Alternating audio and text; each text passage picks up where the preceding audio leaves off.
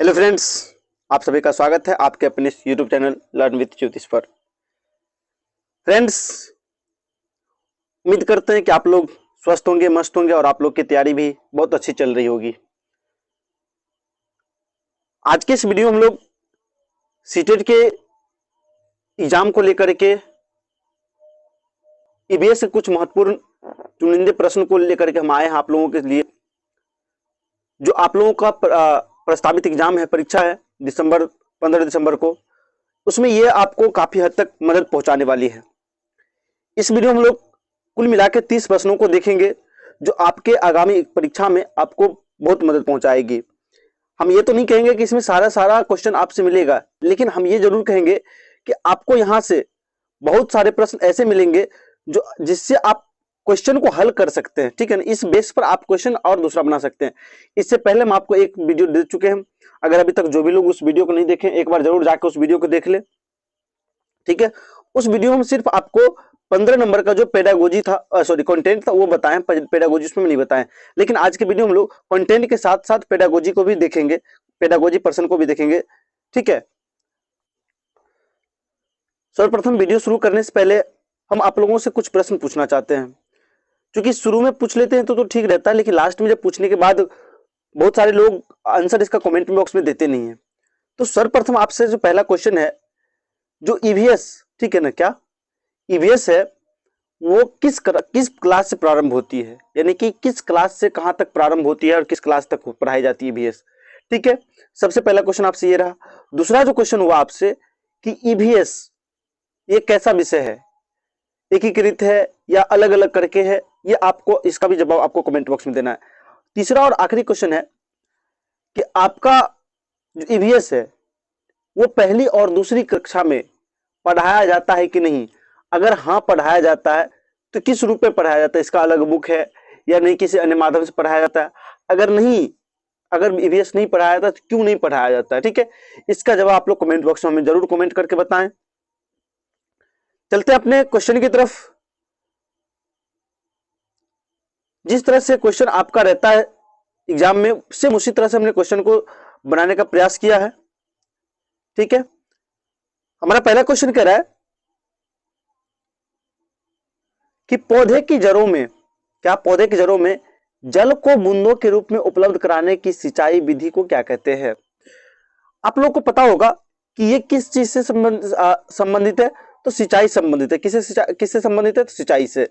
अच्छा, सिंचाई क्यों जरूरी है, तो पौधे को बढ़ने के लिए सिंचाई की आवश्यकता। जिस तरह से हम जीवों को, हम सजीवों को, ठीक है ना, हम अगर जीवों को, हम जैसे हम मनुष्य हो गए, कोई भी प्राणी हो गई, उसको जीवित रहने के लिए भोजन की आवश्यकता होती है, जल की आवश्यकता होती है, वायु की आवश्यकता होती है। ठीक उसी प्रकार पौधे को भी जल की, वायु की, भोजन की आवश्यकता होती है। तो इसलिए उसको जल की आवश्यकता होती है, तो उसको जो जल देते हैं वो क्या कहलाता है, सिंचाई कहलाता है। अब कह रहे पौधे की जड़ों में जल, क्या जड़ों में जल को बूंदों के रूप में, किस रूप में, बूंदों के रूप में अलग उपलब्ध कराना क्या कहलाता है, तो ये कहलाता है आपको ड्रिप सिंचाई। क्या कहलाता है, ड्रिप सिंचाई। क्या कहलाता है, ये ड्रिप सिंचाई। ठीक है, ये चीज समझ में आ गया होगा। अब इसमें ये चीज है सूक्ष्म धार सिंचाई। आप यहां पर देखें सूक्ष्म धार सिंचाई, इसको यानी कि ये जड़ जड़ तक इसका पाइप गया होता है और वहां पर सीधा जड़ में इसको पानी दिया जाता है। ठीक है, यहाँ पर तो बूंद बूंद से दिया जाता है, यहाँ पर झरना की तरह, फुहारा की तरह इसको दिया जाता है। ठीक है, अगला क्वेश्चन हमारा कह रहा है कि रानी चींटी का काम क्या है। आप लोग रानी मधुमक्खी पढ़े होंगे जरूर। रानी चींटी अब क्या है, रानी चींटी का क्या काम है, ये सीटेट का पूछा गया क्वेश्चन है। रानी चींटी का क्या काम है। तो सबसे पहले जो इसका क्वेश्चन एक और आता है कि चींटी कैसा प्राणी है, तो चींटी एक सामाजिक प्राणी है। कैसा प्राणी है, तो ये एक सामाजिक प्राणी है। ठीक है, ये कैसा प्राणी है चींटी, तो ये एक सामाजिक प्राणी है। इसका भी अपना एक कॉलोनी होता है, इसका भी अपना क्या होता है, एक कॉलोनी होता है, एक समाज होता है इसका भी। ठीक है, कर इसमें रानी चींटी का काम क्या होता है। चींटी इसमें 3 तरह के होते हैं। एक तो रानी चींटी हो गई, ठीक है, उसके बाद श्रमिक होता है, उसके बाद सैनिक होता है। एक हो जाता है सैनिक, ठीक है, क्या होता है, सैनिक चींटी, और उसका होता है श्रमिक चींटी। क्या, कौन सा चींटी, श्रमिक चींटी। एक तो रानी चींटी हो गया, एक सैनिक चींटी हो गया और श्रमिक चींटी। अब ये तीनों का काम अलग अलग होता है। तो रानी चींटी का जिस तरह से आप लोग को याद होगा कि रानी मधुमक्खी का क्या काम होता था, तो सिर्फ और सिर्फ अंडा देना। ठीक है ना, तो यहाँ पर भी रानी मधुमक्खी का काम क्या होगा, तो सिर्फ और सिर्फ अंडा देना होगा। ठीक है, यहाँ पर रानी मधुमक्खी का काम क्या हो जाएगा, अंडा देना हो जाएगा। इसके अतिरिक्त अब जो शेष आपके पास बच जाते हैं कौन कौन, दो बच जाते हैं। एक तो हो जाता है श्रमिक, ठीक है ना।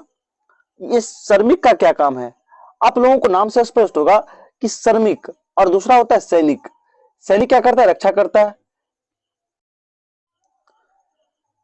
श्रमिक चिट्ठी जो है, ठीक है, क्या कौन सा चिट्ठी, श्रमिक चिट्ठी जो है ये आपको क्या करती है श्रमिक चींटी, तो श्रमिक चींटी जब रानी चींटी अंडा देती है, कौन सी रानी चींटी जब अंडा देती है तो इसका देखभाल कौन करता है, तो श्रमिक चींटी करता है, ठीक है ना। उसका देखभाल कौन करता है, श्रमिक चींटी करता है, ठीक है। उसके बाद सैनिक चींटी क्या करता है, तो सैनिक चींटी जब रानी चींटी अंडा देती है तो अन्य जितने भी उसके सदस्य हैं, चींटी के सदस्य हैं, पूरे कॉलोनी के जितने भी सदस्य हैं, उसका देखभाल कौन करता है, तो सैनिक चींटी करता है। कौन करता है, तो सैनिक चींटी करता है, ठीक है। अच्छा, इसमें एक चीज और याद रखिएगा कि आपसे क्वेश्चन ये भी पूछ लिया जाएगा, हो सकता है कि चींटिया में कितनी जोड़ी पैर पाया जाता है, तो 3 या 6 जोड़ी, कितना, 3 जोड़ी या 6 जोड़ी पैर पाया जाता है, कितना जोड़ी, 3 जोड़ी या 6 जोड़ी पैर इसको पाया जाता है, ठीक है। अच्छा, चींटिया कैसा जानवर है, तो औपनिवेशिक जानवर है। ये कैसा जानवर है, तो औपनिवेशिक जानवर है। कैसा जानवर है, औपनिवेशिक जानवर है, ठीक है ना। कैसा जानवर है, औपनिवेशिक जानवर है।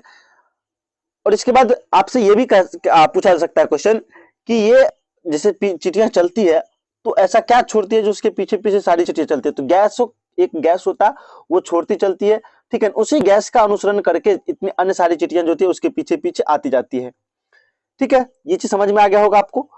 चलते अगले क्वेश्चन की तरफ। हमारा अगला क्वेश्चन है, पर्यावरण सुरक्षा अधिनियम किस वर्ष अस्तित्व में आया था, तो पर्यावरण सुरक्षा अधिनियम कब अस्तित्व में आया था, तो 1986 में। कब आया था, 1986 में।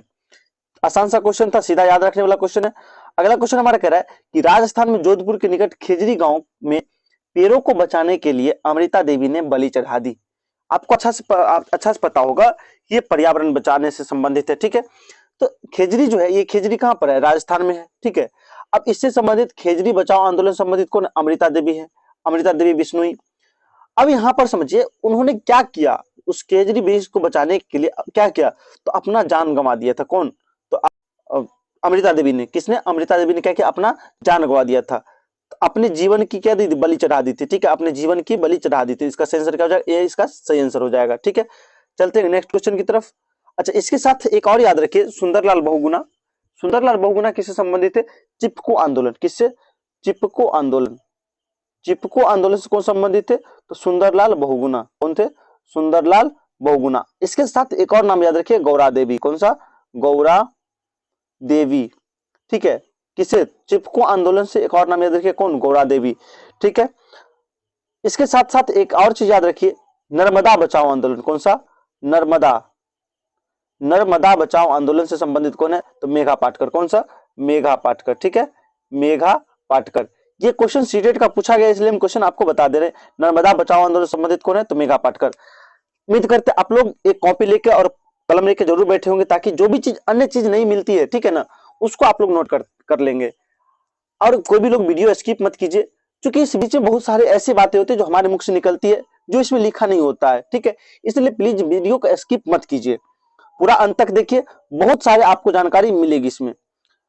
हमारा अगला क्वेश्चन कह रहा है, पृथ्वी को नीला ग्रह क्यों कहते हैं, पृथ्वी को नीला ग्रह क्यों कहते हैं, वायु के आवरण के कारण, जल की उपस्थिति के कारण, वनस्पति की उपस्थिति के कारण, मिट्टी चट्टानों के कारण। तो आपको अच्छा से पता होगा कि हमारा जो पृथ्वी है उसको नीला ग्रह कहा जाता है। क्या, हमारा जो पृथ्वी है वो नीला ग्रह कहा जाता है, वो किसके कारण, तो जल की उपस्थिति कारण। किसके कारण, जल के उपस्थिति कारण। इसका सेंसर क्या हो जाएगा, बी नंबर इसका सेंसर हो जाएगा, जल की उपस्थिति। क्योंकि आपको पता है कि 3/4 भाग में क्या हमारा जल है, 3/4 भाग में क्या हमारा जल है, और 1/4 भाग में क्या हमारा भूमि है। तो इसके कारण इसके चारों ओर, ये पृथ्वी हमारा है तो इसके चारों ओर क्या है, जल है पूरा है।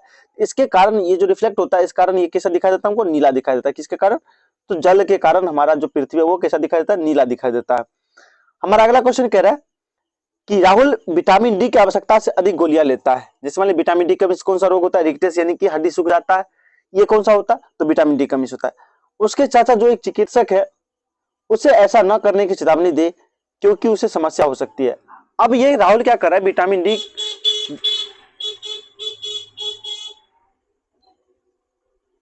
जितना उसको विटामिन डी की टेबलेट लेनी चाहिए उससे कई गुना ज्यादा ले रहा है, ठीक है। ये जो विटामिन डी की टेबलेट अधिक ले रहा है, इससे कौन सी बीमारी उसके अंदर, राहुल के अंदर हो सकती है, आप बताइएगा। जो विटामिन डी आपको पता होगा इसमें कौन सा होता है, कैल्शियम पाया जाता है विटामिन में। तो जब अधिक अगर कोई चीज अगर मान लीजिए विटामिन डी हम या आप ले रहे हैं तो हमारे अंदर किस चीज का अधिकता होगी, कैल्शियम का अधिकता होगी। किसकी अधिकता होगी, कैल्शियम का अधिकता होगी। और वो धीरे धीरे अधिकता होते होते हमारा जो गुर्दा है, ठीक है, हमारा जो गुर्दा उस पर प्रभाव डालेगा, उसमें वो पथरी को बना देगा, उसमें वो, ठीक है ना, उसमें वो पत्थर को बना देगा, क्योंकि पत्थर भी किससे बना होता है, तो कैल्शियम से बना होता है। ठीक है, तो हम आपको बता दें इसका सेंसर क्या हो जाएगा, दस्त की नहीं, इसका से हो जाएगा गुर्दे की पथरी की, गुर्दे की पथरी की। इसके साथ साथ बहुत सारे अन्य बीमारी भी हो सकती है, ठीक है ना, विटामिन डी का अधिक टेबलेट लेने से अन्य सारी भी बीमारियां हो सकती है। अच्छा, मसूड़े में रक्त की शराब, मसूड़े से रक्त की शराब ये किसकी कमी कारण होता है, तो विटामिन सी के कमी कारण। ठीक है, हड्डियों के मुलायम होने किसके कारण होता है, तो विटामिन डी कमी कारण होता है। किसके कारण होता है, विटामिन डी के कमी कारण होता है। आप लोगों से एक क्वेश्चन और यहां पर बीच में हम पूछ रहे हैं कि विटामिन डी का सबसे अच्छा स्रोत क्या, विटामिन डी का सबसे अच्छा स्रोत कौन होगा। ठीक है, सबसे अच्छा स्रोत क्या होगा, विटामिन डी का सबसे अच्छा स्रोत क्या होगा, जरूर आप लोग कमेंट बॉक्स में हमें कमेंट करके बताइएगा। हमारा अगला क्वेश्चन कह रहा है, ईवीएस की एक अध्यापिका की कक्षा में अबू धाबी का एक छात्र है। मान लीजिए आप ही एक अध्यापक हैं और आपके कक्षा में क्या है, एक अबू धाबी का छात्र है। कहाँ का, अबू धाबी का छात्र है। अध्यापिका ऑनलाइन कक्षा लेने का नियत समय 9 बजे रखा है, 9 AM, यानी कि ठीक है ना, सुबह सुबह 9 बजे रखा है। अब अबू धाबी वाले विद्यार्थी को उसकी ऑनलाइन कक्षा में अपने घर से उपस्थित होने के लिए क्या समय रहेगा। तो आपको जैसा कि पता है कि हमारा जो समय मानक समय रेखा है वो 0 डिग्री ग्रीनविच रेखा से कितना है, 5.5 घंटा आगे है। ठीक है ना, 5.5 घंटा आगे है। ठीक है, कौन, हमारा भारत। और हमसे यानी कि हमसे ये जो अबू धाबी है वो 1.5 घंटा पीछे, यानी कि 0 डिग्री मध्याह्न रेखा से कितना घंटा आगे है, तो 4 घंटा आगे है।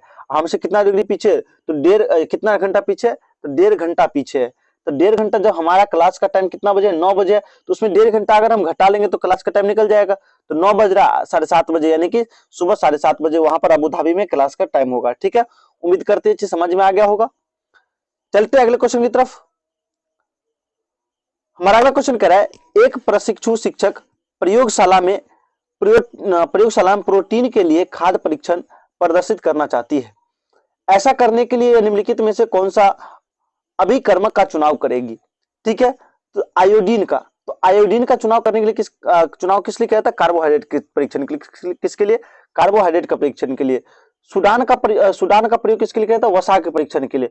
पोहलिंग का विलयन इसका क्या था, प्रोटीन के लिए। किसका, इसका क्या था, प्रोटीन। इसका सही आंसर क्या हो जाएगा, सी नंबर इसका सही आंसर हो जाएगा। ठीक है, तो इसका सही आंसर क्या हो जाएगा, सी नंबर इसका सही आंसर हो जाएगा। उम्मीद करते हैं समझ में आ गया होगा आपको। यानी कि प्रोटीन के लिए कौन सा खाद्य परीक्षण का प्रयोग किया जाएगा, तो पोलिंग का विलयन का। ठीक है ना, कौन सा, पोलिंग का विलयन का। अगला क्वेश्चन कह रहा है हमारा, इंदिरा गांधी नहर परियोजना, क्या, इंदिरा गांधी नहर परियोजना किस राज्य से संबंधित है। तो आपको अच्छा से, बहुत अच्छा से जानकारी होगा कि इंदिरा गांधी नहर परियोजना किस राज्य से संबंधित है। तो आपको ये राजस्थान, किससे, ये राजस्थान संबंधित है। ठीक है, तो इसका सही आंसर क्या हो जाएगा, राजस्थान। ठीक है, अब इसके संबंधित कुछ और तथ्य हम आपको बता देते हैं कि ये जो इंदिरा गांधी नहर है ये किस नदी पर है। तो आपको पता होगा सतलज और ब्यास, क्या है, सतलज और ब्यास के बीच में। ठीक है ना, सतलज और ब्यास के बीच में एक हरिके बैराज, कौन है, हरिके बैराज, कौन सा, हरिके बैराज। और यहां से शुरू होता और लगभग इसकी जो कुल लंबाई है, ठीक है ना, यानी कि ये तो भारत की सबसे लंबी नहर है। कौन है, ये भारत की सबसे लंबी नहर कौन सा है, तो इंदिरा गांधी नहर है। ठीक है, और इसकी लंबाई लगभग कितना है, तो 649 किलोमीटर है। 649 किलोमीटर इसकी लगभग लंबाई है। इसकी कुल लेंथ लगभग कितनी है, 649 किलोमीटर है। और भारत की सबसे लंबी नहर कौन सा है, तो इंदिरा गांधी नहर है। ये कहां से प्रारंभ होती है, तो हरिके बैराज से। कहां से, हरिके बैराज से प्रारंभ होती है। ठीक है, ये चीज सभी से आपको समझ में आ गया होगा। चलते हम अगले क्वेश्चन की तरफ। हमारा अगला क्वेश्चन कह रहा है 70 नंबर कि नीचे दिए गए पदों में से बीज के अंकुरण का सही क्रम को पहचानिए। यानी कि बीज के अंकुरण का सही क्रम आपको पहचानना है। पत्तियों के आने के बाद अल्पवयस्क पौधा अपना भोजन स्वयं बना सकता है। क्या ये सर्वप्रथम यही होता है क्या, पत्ती आने के बाद। तो ये पत्ती तो पहले नहीं आएगा। ठीक है, पत्ती तो सबसे लास्ट स्टेज में आता है। उसका दूसरा नंबर कह रहा है, बीज एक छेद से पानी सोखता है और बीजावरण से नरम कर देता है और यह फूट जाता है। बिल्कुल सही बात है। सर्वप्रथम क्या होता है कि बीज एक छेद से, मान लीजिए ये आपका बीज है और इसको जब आप मिट्टी के अंदर डालते हैं तो ये क्या करता है, नरम को सोखता है, यानी कि नरम क्या करता है, सोखता है। और वो बीजाव ये जो बीज आवरण होता है, यानी कि बाहर से जितने भी चीज ढके होते हैं, बीज आवरण मतलब क्या, वो बाहर से ढका हुआ, इसको क्या करता है, तो नरम कर देता है। और देखेंगे आप लोग, इस बीज से कुछ फूट करके सर्वप्रथम नीचे की तरफ जाता है। कहाँ जाता है, नीचे की तरफ जाता है। इस सर्वप्रथम यानी कि पहला, यानी कि सर्वप्रथम 2 नंबर होगा, ठीक है। उसके बाद यानी कि बीज से क्या होता है, एक छोटी सी जड़ नीचे की तरफ निकलती है, ठीक है ना, एक छोटी जड़, यानी कि बीज से क्या होता है, छोटी जड़ क्या नीचे नीचे की तरफ निकलती है। तो दूसरी कहाँ दिख रहा है, तो बीज से एक छोटी जड़ निकलती है जो नीचे की ओर बढ़ती है। कहाँ, नीचे की ओर बढ़ती है। तो पहला तो दूसरा नंबर हो जाएगा, ठीक है। फिर 2 नंबर पे हो जाएगा आपको 5। तीसरा यानी कि उसके बाद क्या हो जाएगा कि उसके बाद बीज के प्रारंभ को निकलता है, फिर ऊपर की तरफ बढ़ता है। इस स्थिति में बेबी पौधा बीज में उपस्थित भोजन से जीवित रहता है। जब ये अंकुरित हो रहा है, यानी कि फूल चुका है, इसका जड़ नीचे जा रहा है, अब जब ये अंकुरित हो रहा है, इसमें जितने भी भोजन होते हैं, ठीक है ना, वो उसी से जीवित रहता है। अब आप जब बीज बोते हैं किसी भी चीज का, मान लीजिए मक्का का बीज लीजिए, तो जब आप बीज बोते हैं, जब ये थोड़ा सा बड़ा हो जाता है तो आप इसके बीज को देखेंगे, ये खोखला हो चुका होता है। तो यानी कि इसमें जितने भी पौष्टिक आहार होते हैं, जब बच्चा छोटा होता है, यानी कि बीज से जब प्रांकुर निकल रहे होते हैं, तो इसी से भोजन अपना ग्रहण करता है। धीरे धीरे फिर उसके बाद क्या होता है, पत्ता बाहर निकलता है, ठीक है, पत्ता बाहर निकलता है, फिर बड़ा हो जाता है। तो सर्वप्रथम को क्या हो जाएगा, 3 नंबर, सॉरी, पहले 2 नंबर, फिर 5 नंबर, फिर 4 नंबर, ठीक है, फिर 4 नंबर, फिर 3 1।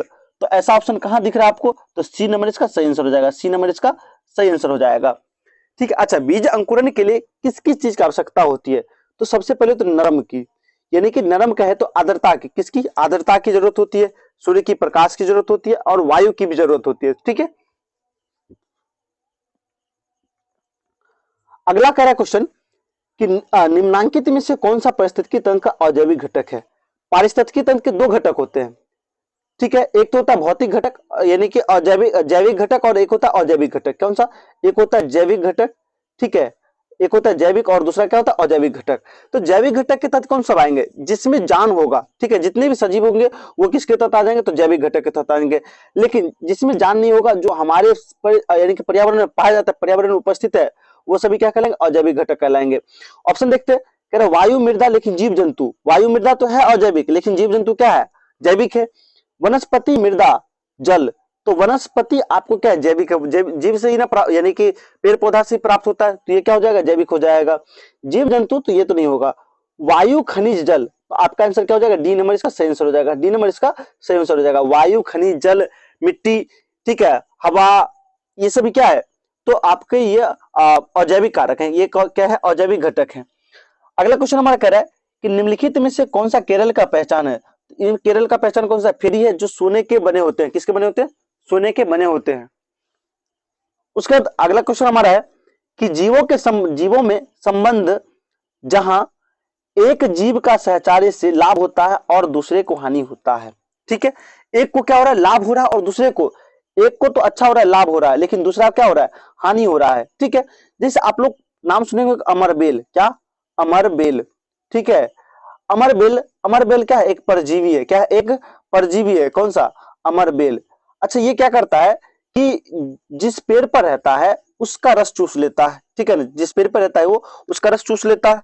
अब जो उसका रस चूसा तो पेड़ को तो हानि हुई, और लेकिन इसको क्या हुआ, फायदा हुआ, ठीक है। तो ये क्या कहलाएगा, परजीवता कहलाएगा, क्या कहलाएगा इसका, परजीवता। इसका सही आंसर क्या हो जाएगा, डी नंबर इसका सही आंसर हो जाएगा, परजीवता। लेकिन आपसे पूछे अगर सौपकारिता, तो आप नाम सुने होंगे, सौपकारिता का मतलब क्या होता है। तो सौपकारिता का मतलब ये होता है कि जैसे मान लीजिए कोई 2 जीव है, लेकिन एक दूसरे को परस्पर क्या है, ना तो किसी को लाभ पहुंचा रहा है, ना किसी को हानि हो रहा है। तो ये कौन सा संबंध हो जाएगा, तो ये सौपकारिता का संबंध हो जाएगा, ठीक है। ऐसा एक उदाहरण होता है बोगला और भैंस का, ठीक है ना, कौन सा, बोगला एवं भैंस का, ठीक है। सहजीवता, ये नीलहरित शैवाल, ये हो जाता है। प्रतियोगिता तो कोई संबंध होता नहीं है, ठीक है। उसके बाद अगला क्वेश्चन हमारा कह रहा है भोपाल के सापेक्ष कर्नाटक किस दिशा में है, किसके सापेक्ष, तो भोपाल के सापेक्ष कर्नाटक की राजधानी किस दिशा में है। तो सर्वप्रथम भोपाल क्या है, तो मध्य प्रदेश की राजधानी है, ठीक है, क्या, मध्य प्रदेश की राजधानी है। मान लीजिए यहाँ पर क्या है, मध्य प्रदेश है, क्योंकि ये राज्य गुजरात हो गया, और ये मध्य प्रदेश, गुजरात से सटा हुआ मध्य प्रदेश है। और यहाँ पर क्या होता है, कर्नाटक हो जाता है, ठीक है। कर्नाटक की राजधानी कहाँ पर है, ठीक है, कर्नाटक की राजधानी कहाँ है, बेंगलुरु है। अब कर्नाटक की राजधानी यहाँ पर भोपाल है, और यहाँ पर सीधे नीचे में हो जाता है, तो किस दिशा में हो जाएगा, दक्षिण दिशा में, किस दिशा में, दक्षिण दिशा में हो जाएगा। ठीक है, इसका सही आंसर क्या हो जाएगा, बी नंबर इसका सही आंसर हो जाएगा।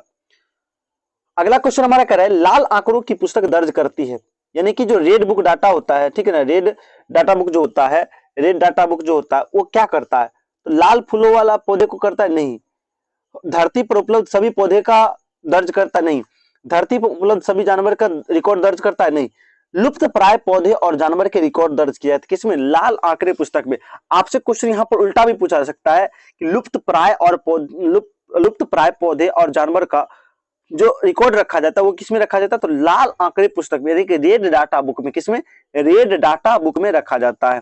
ठीक है, उम्मीद करते हैं समझ में आ गया होगा। इसका सही आंसर क्या हो जाएगा, डी नंबर इसका सही आंसर हो जाएगा। अगर अभी तक आप लोग मेरे टेलीग्राम चैनल को सब्सक्राइब नहीं किए तो वहां पर भी जाकर के आप मेरे टेलीग्राम चैनल से जुड़ सकते हैं, जहां पर आपको इस सभी टेस्ट का पीडीएफ मुफ्त में उपलब्ध कराया जाता है। तो इसका लाभ आप जरूर ले और अपने तैयारी को जांचे, जो आप किस लेवल की तैयारी आप अभी तक कर चुके हैं।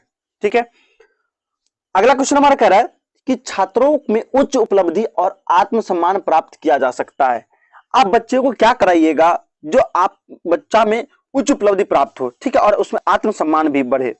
तो छात्रों की अवधारणाओं को याद करने में लगाकर क्या हम बच्चे को रटाएंगे तो क्या उसमें उच्च उपलब्धि प्राप्त होगी, क्या नहीं, ये तो उच्च उपलब्धि प्राप्त नहीं होगी, क्योंकि बच्चा रटेगा, उसमें सृजनात्मकता बढ़ेगी नहीं, रोचकता आएगी नहीं, सृजनशीलता का विकास होगा नहीं, कल्पनाशीलता का विकास होगा नहीं, चूंकि वो रट रहा है। तो इसलिए तो आपका आंसर नहीं होगा। अधिक अवधिक मूल्यांकन करे, अगर आप अधिक उसका मूल्यांकन कर रहे हैं, आप ही सोचिए अगर आपका रोज रोज मूल्यांकन हो और आपका कभी नंबर कम जाए तो आप क्या होइएगा, डिस्ट्रेस होइएगा, आप पर क्या होगा, बोझ बढ़ता जाएगा। ठीक है, इसलिए ये भी आपका सही नहीं होगा। सहकारी अधिगम का पालन करें। अब सहकारी अधिगम का मतलब क्या हुआ, जो एक दूसरे के साथ अधिगम करना। ठीक है, सहकारी अधिगम का मतलब क्या हुआ, एक दूसरे के साथ अधिगम करना। यहाँ पर सहकारी अधिगम के और भी बहुत सारे फायदे हैं। अच्छा, सहकारी अधिगम किया कैसे जाएगा, तो चर्चा कराकर। ठीक है, किसके साथ, चर्चा करा करके। जब बच्चा, मान लीजिए आप चर्चा करवा रहे हैं तो बहुत सारे बच्चे होते हैं, एक साथ बैठते हैं और उसमें बहुत सारी बातें होती है, बहुत सारी चर्चाएं होती है, तो ये किसको आगे बढ़ा रहा है, तो सहकारी अधिगम को। ठीक है ना, इससे क्या होगा, बच्चे में उच्च उपलब्धि प्राप्त होगी। ठीक है ना, बच्चा उच्च उपलब्धि प्राप्त करेगा और आत्मसम्मान भी प्राप्त करेगा। ठीक है, क्या करेगा, आत्मसम्मान भी प्राप्त करेगा। अगला ऑप्शन आपका कह रहा था कि अधिक गृह कार्य देकर, क्या आप बच्चे को अधिक गृह कार्य दीजिएगा तो बच्चा कैसा करेगा, थकान महसूस करेगा, थक जाएगा, इसलिए ये भी आपका ऑप्शन सही नहीं होगा। हमारा अगला क्वेश्चन कह रहा है कि विश्व तापमान में वृद्धि ग्लोबल वार्मिंग का दुष्परिणाम है। अभी जो विश्व यानी कि ग्लोबल वार्मिंग हो रहा है, ठीक है, उसके कारण क्या क्या होता है, तो वर्षा में कभी, बिल्कुल सही बात है, जलवायु में परिवर्तन, बिल्कुल सही बात है, सूखा, अकाल और बाढ़, बिल्कुल सही बात है। तो आपको तीनों सही है, तो आपका चौथा ऑप्शन है इनमें सभी, तो ये क्या हो जाएगा, सभी हो जाएगा। ठीक है, उम्मीद करते हैं ये क्वेश्चन आपको समझ में आ गया होगा। हमारा अगला क्वेश्चन कह रहा है 78 नंबर कि अपने पर्यावरण में पेड़ों के महत्व को संबंध में छात्रों को जागरूक करने का सबसे अच्छा तरीका क्या है। अगर पेड़ के संबंध में बच्चे को जागरूक करना है तो वहां ले जाइए जहां बच्चा पेड़ देखे, पेड़ से प्राप्त सामग्रियों को देखे, पेड़ को जहां पर पेड़ की महत्वता को समझे। ठीक है, पेड़ को क्षति ना पहुंचाए, यहां तक बच्चा को ले जाइए। तो पहला ऑप्शन कह रहे पेड़ों के विभिन्न उपयोग समझाने के लिए पाठ्य पुस्तक सामग्री का उपयोग करना। ठीक है, क्या पाठ्य पुस्तक से ही सीमित हो जाएगा, क्या हम कहेंगे पेड़ को नहीं तोड़ना चाहिए, लेकिन वो देखता है कि बच्चा सब पेड़ को तोड़ रहा है तो भी क्या करेगा, पेड़ को तोड़ेगा। लेकिन उसको हम ये बताए कि उसको वहां ले जाकर कि बच्चा यहाँ इस पेड़ से हमको क्या क्या मिलता है, उसको प्रत्यक्ष रूप से दिखाए, उसको सामने से दिखाए, मूर्त रूप से दिखाए, तो बच्चा क्या करेगा, अधिक समझेगा। क्या विभिन्न उत्पादों के उदाहरण देना जो हम पेड़ों से प्राप्त करते हैं, क्या सिर्फ इतना काफी है क्या, नहीं। छात्रों को विभिन्न प्रकार के पेड़ों का चार्ट दिखाना, क्या सिर्फ इतना ही हो जाएगा, नहीं हो जाएगा। उन उत्पाद सेवाओं को समझने के लिए छात्रों को बगीचे में ले जाना जिस पर हम पेड़ों से प्राप्त करते हैं, बिल्कुल ये सही आंसर हो जाएगा, क्योंकि यहां पर बच्चा से प्रत्यक्ष रूप से देखेगा हर एक चीज को और समझेगा भी। अगला क्वेश्चन हमारा कह रहा है कि निम्नलिखित में से कौन से जानवर अंडे उत्पन्न करते हैं साथ ही उनके शरीर पर शल्य होता है। ठीक है, अब कौन सा जानवर जो अंडा तो देता है लेकिन उसके साथ साथ उसके शरीर पर शल्य होता है, धारीदार होता है, तो ये तो आपका हो जाएगा कौन सा, प्लेटिनम नहीं, मछली हो जाएगा, ये भी नहीं होगा, मेटक नहीं, प्लेटिप्स नहीं, ये भी नहीं होगा, मेढक और मगरमच्छ ये भी नहीं होगा, मगरमच्छ और मछली ये दोनों हो जाएगा जो अंडा देते हैं, साथ साथ इसके शरीर पर क्या होता है, शल्य होता है। ठीक है, इसके शरीर पर क्या होता है, शल्य होता है। हमारा अगला क्वेश्चन कह रहा है निम्न बिंदुओं को पढ़े। पहला कह रहा है विशेषीकृत भाषा का प्रयोग करना, नए ज्ञान को पिछले ज्ञान से जोड़ना। अगला ऑप्शन कह रहा है समूह अधिगम को शामिल करना, छात्रों को सक्रिय भागीदारी और दृश्य श्रव्य साधनों का उपयोग बढ़ावा देना। दिए गए बिंदुओं में से कौन सा ईवीएस का अध्यापन करने का सही प्रासंगिक नहीं है? क्या है? सही प्रासंगिक नहीं है। तो यहां पर आप पढ़ा रहे बच्चों क्या? ईवीएस, लेकिन आप यहां पर कह रहे विशेषीकृत भाषा का प्रयोग करना। विशेषीकृत मतलब क्या? आप किसी एक भाषा को आप ज्यादा बढ़ावा दे रहे हैं। जैसे मान लीजिए हम अगर हिंदी भाषी प्रदेश के, तो हम सिर्फ और सिर्फ क्या दे रहे हैं? हिंदी दे रहे हैं। लेकिन क्या बच्चा अगर मान लीजिए किसी अन्य भाषी क्षेत्र का आ रहा है, क्या वो समझ पाएगा? क्या नहीं। तो ये इसका सही आंसर हो जाएगा जो एनसीएफ जो कहता है कि किसी विशेष भाषा को आप वर्ग में महत्वता नहीं दे सकते हैं, ठीक है, उसके क्षेत्रीय भाषा के अनुसार बच्चे को सिखाना है।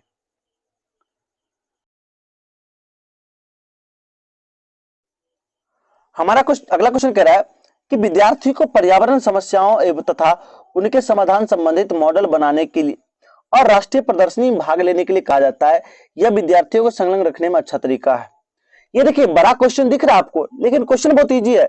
बस इसके आप भाषा को समझिए, क्वेश्चन कहना क्या चाह रहा है। आपको क्वेश्चन इतना और भी बड़ा दे सकता है ताकि आप शुरू से पढ़ते और लास्ट तक में ऊपर वाला जो हम क्या पढ़े तो भूल जाए। लेकिन आप इसको दोहराइए।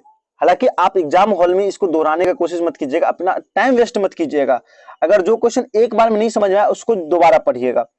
विद्यार्थी को पर्यावरण समस्याओं तथा उनके समाधान संबंधित मॉडल बनाने, किसमें? मॉडल बनाने और राष्ट्रीय प्रदर्शनी में भाग लेने के लिए कहा जाता है। यह विद्यार्थी का संलग्न रखने का अच्छा तरीका है। यानी कि बच्चा मॉडल बनाएगा तो कुछ ना कुछ अधिक सीखेगा, कुछ ना कुछ एक्स्ट्रा सीखेगा। तो ये क्या कहते हैं? इसको तो सृजनशीलता कहते हैं, समालोचनात्मक चिंतन कहते हैं, ठीक है। तो यहां पर ये हो जाएगा। तो पहला ऑप्शन क्या है? विद्यार्थी मॉडल बनाने में व्यस्त और संलग्न रहेंगे। क्या विद्यार्थी को मॉडल बनाने के लिए इसलिए कहते हैं क्या ताकि वो व्यस्त रहे? नहीं, ऐसा नहीं, ताकि वो सीखे, कुछ ना कुछ नया चीज उसको सीख मिले। मॉडल बनाने में कीमती सामान खरीदने में आनंद मिलता है। किसको भाई आनंद मिलेगा? किसको? अगर मान लीजिए हम ही लोग हैं, हम लोग स्टूडेंट लाइफ में, आप स्टूडेंट लाइफ में, तो क्या बताइए कि अगर कोई सामान कॉपी ही खरीदना है तो क्या महंगा कॉपी खरीदना पसंद करेंगे? नहीं, जो हमसे सक्षम है हम लोग वही खरीदना पसंद करेंगे। अगर कोई खरीद भी ले तो उसमें मजा आएगा? क्या नहीं, मजा आने वाली तो कोई बात होगी नहीं। मॉडल बनाने से विद्यार्थियों में सृजनशीलता और समालोचनात्मक सोच का विकास होता है, ठीक है। किसमें? समालोचनात्मक सोच का, चिंतन का विकसित होता है। सृजनशीलता मतलब होता है किसी चीज को, नया चीज को बनाना। अब बच्चा मॉडल बना रहा है, हम क्या उसको एक अच्छा सा घर का मॉडल बना करके लाओ, जिस पर क्या होना चाहिए? आप घर पर घर बना रहे हैं, उसमें अच्छा सा खिड़की होना चाहिए, अच्छा सा छत होना चाहिए, छत पर क्या कहते हैं, कोई अच्छा सा एक और छत होना चाहिए, उस छत के ऊपर अच्छा अच्छा डिजाइन होना चाहिए। अगर ये बच्चा इस मॉडल को बना रहा है, ठीक है, मॉडल को बना रहा है, तो कुछ ना कुछ उसमें सृजनशील हो रहा है, यानी कि सृजन हो रहा है, अपने मस्तिष्क में उस सृजनशीलता को बढ़ावा दे रहा है, चिंतन कर रहा है वो, ठीक है। तो इसलिए इसका सही आंसर क्या हो जाएगा? सी नंबर इसका सही आंसर हो जाएगा, ठीक है। चलते हैं अगले क्वेश्चन की तरफ। हमारा अगला क्वेश्चन कह रहा है यदि कक्षा में ईवीएस शिक्षक अक्सर जांच करने वाले का कल्पनाशील प्रश्न पूछती है तो वह ऐसा छात्रों को क्या बेहतर बनाना चाहती है? तो क्या करें? सामाजिक कौशल का क्या? अब यहां पर आप बच्चे को क्या कैसा प्रश्न पूछ रहे हैं? तो तुरंत आप जांच के लिए प्रश्न पूछ रहे हैं। क्या बच्चा का सामाजिक विकास के लिए हम जांच पूछ रहे हैं? नहीं, चिंतन कौशल, प्रेक्षण कौशल या संचार कौशल। तो बच्चा यहां पर क्या करेगा? उसमें क्या कल्पनाशील क्वेश्चन पूछा जा रहा है। जब आप मान लीजिए आप पूछ दिए कि अगर पृथ्वी पर जल नहीं होता तो क्या होता, तो बच्चा क्या करेगा? चिंतन करेगा, जो आखिरकार अभी जल नहीं होता तो क्या होता, क्या हम लोग जीवित रह पाते, क्या सभी जीव जंतु जीवित रह पाता। तो इस तरह से वो क्या कर रहा है? चिंतन कर रहा है। तो उसमें कौन सा विकास होगा? चिंतन कौशल का विकास हो जाएगा। किसका? चिंतन कौशल का। इसका सही आंसर क्या हो जाएगा? बी नंबर इसका सही आंसर हो जाएगा, ठीक है। हमारा अगला क्वेश्चन कह रहा है कि पर्यावरण अध्ययन की शिक्षिका निम्नलिखित में से कौन से क्रियाकलाप का अपने विद्यार्थियों में प्रक्रिया कौशल विकसित करने के लिए उपयोग कर सकती है? क्या? पर्यावरण अध्ययन की शिक्षिका निम्नलिखित में से कौन सा क्रियाकलाप का अपने विद्यार्थियों से प्रक्रिया कौशल विकसित करने में के लिए उपयोग कर सकती है? शिक्षिका पढ़ा क्या रही है? ईवीएस पढ़ा रही है। तो ईवीएस जब पढ़ा रही है तो क्या नृत्य कौशल से इसका कोई लेना देना है क्या? बागवानी करना, बागवानी करना तो ईवीएस से आता है, इसको अभी छोड़ देते हैं। वाचन करना क्या ईवीएस में वाचन करना, बोलना, भाषण देना इसी संबंधित है क्या? गाना गाना गाना ये भी संबंधित है, तो इसका सही आंसर क्या हो जाएगा? बी नंबर इसका सही आंसर हो जाएगा। बहुत आसान सा इसका ऑप्शन था। ठीक है, उम्मीद करती समझ में आ गया होगा। हमारा अगला क्वेश्चन कह रहा है कि छात्रों के अधिगम स्तर की जांच के लिए एनसीईआरटी की ईवीएस पुस्तकों के अध्यायों में निम्नलिखित में से कौन सा शामिल है? हमने क्या सीखा, सोचो और बताओ, चलो बनाएं, पता करो और लिखो।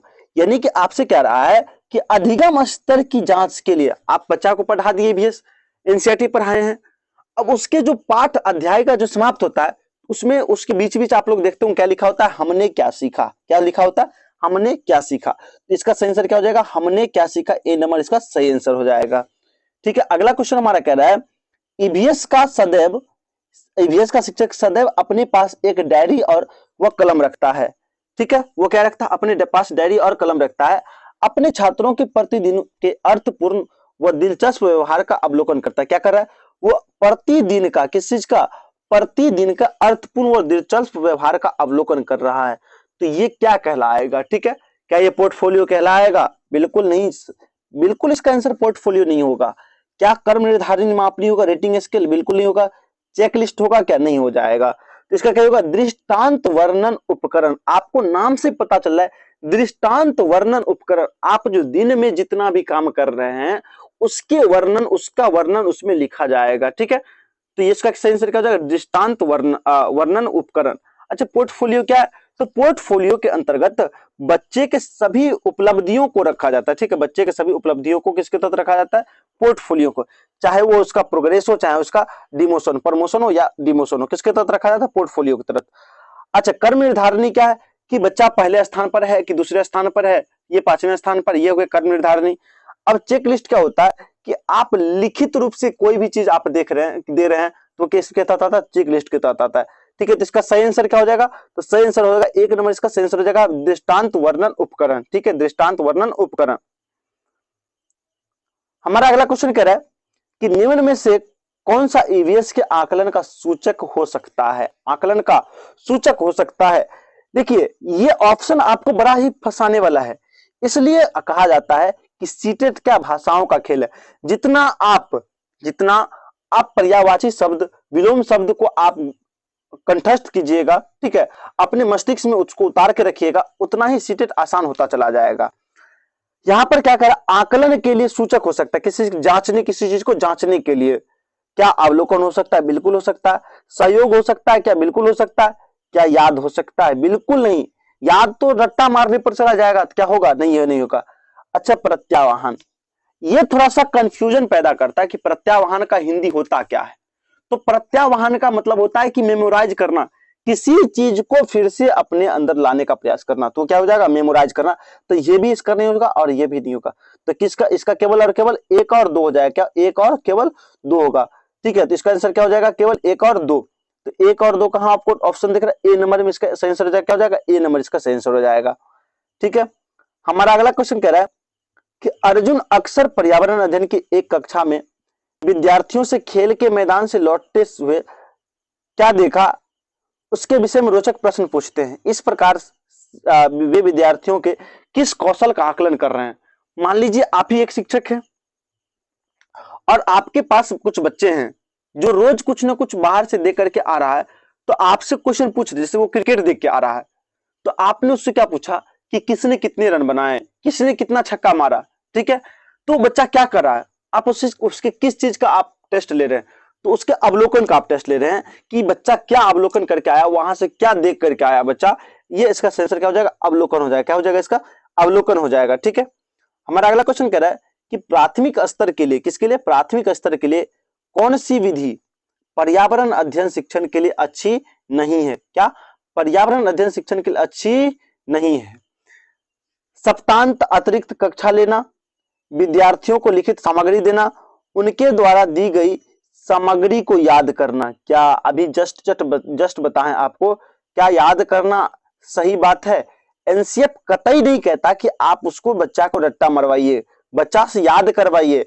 बस एनसीएफ ये कहता है कि बच्चे से करके सिखाइए, बच्चे को कहिए करने के लिए और उसी से सीखने के लिए। ठीक है, तो इसका सही आंसर क्या हो जाएगा? सी नंबर इसका सही आंसर हो जाएगा। ठीक है, उम्मीद करते हैं ये चीज समझ में आ गया होगा। अगला क्वेश्चन हमारा कह रहा है कि पर्यावरण अध्ययन शिक्षण डैश उपागम का अनुसरण करता है। किसका पर्यावरण अध्ययन जो है वो किस उपागम का अनुसरण करता है? क्या सामाजिक रचनावादी का, साहचर्यवादी का, व्यवहारवादी का, या अवलोकन जन्य अधिगम का? तो इसका सही आंसर क्या हो जाएगा? अवलोकन जन अधिगम हो जाएगा, अवलोकन जन अधिगम हो जाएगा। ठीक है, तो ये था हमारा कुल 30 प्रश्न था। ठीक है, तो इसमें से आपको कितना नंबर आया, इस 30 प्रश्न में आपको कितना नंबर आया, कमेंट बॉक्स में कमेंट करके हमको जरूर बताएं कि आपको कितना बट्टा 30 आया है। ठीक है, 30 में आप कितना सही किए हैं और कितना गलत किए। आखिरकार अगर गलत कर रहे हैं आप तो क्या गलत हो रहा है? क्या हम क्वेश्चन पढ़ने में गलत कर रहे हैं, या हम सोचने में गलत कर रहे हैं, या हमें नहीं आता है? तो इस चीज आप अगर ऐसा थिंकिंग कीजिएगा तो आप जरूर, आप अगले टेस्ट में आपका नंबर ऑटोमेटिक जरूर बढ़ेगा। ठीक है, तो आज के वीडियो में बस इतना ही, फिर मिलते हैं हम नेक्स्ट वीडियो में। अगर वीडियो पसंद आया हो तो लाइक और शेयर करना तो बिल्कुल ना भूले, और जो भी लोग मेरे चैनल पर नहीं आते हैं तो चैनल को प्लीज सब्सक्राइब जरूर कर ले, ताकि अगला वीडियो जब भी उपलब्ध कराया जाए तो उसकी जानकारी आप तक जरूर पहुंचे। तब तक के लिए धन्यवाद।